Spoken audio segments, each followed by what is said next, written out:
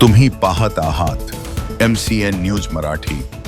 शहरातील वाढत्या अतिक्रमणांच्या समस्येवर जळगाव जामोद नगर परिषदेने अखेर कठोर भूमिका घेत कारवाईचा बडगा उगारलाय।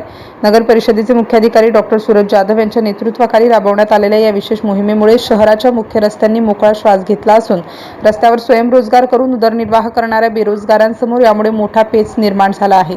गेल्या काही दिवसांपासून जळगाव जामोद शहरालगत रस्त्यालगत मोकळ्या जागांवर आणि सार्वजनिक रहदारीस अडथळा ठरतील अशा अनधिकृत बांधकामाची संख्या प्रचंड वाढली आहे। यामुळे नागरिकांना येण्या जाण्यासाठी प्रचंड त्रास सहन करावा लागत होता।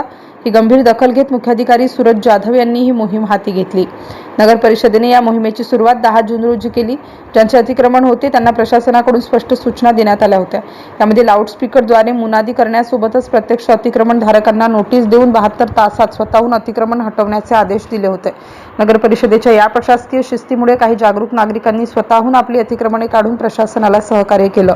ज्यांनी दिलेल्या वेळेत स्वतःहून अतिक्रमण हटवले नाही अशा ठिकाणी नगर परिषदेचा संपूर्ण ताफा आणि पोलीस प्रशासनाच्या बंदोबस्तात 12 जून रोजी धडक कारवाई करण्यात आली। जेसीबीच्या सहाय्याने शहरातील अनधिकृत बांधकामे भुईसपाट करण्यात आली। या कारवाईमुळे जळगाव जामोद शहराच्या मुख्य रस्त्यांवरील वाहतूक कोंडीची समस्या सुटण्यास मदत होणार असून प्रशासनाच्या या आक्रमक पावित्र्याचे सर्वसामान्यांकडून स्वागत होत आहे।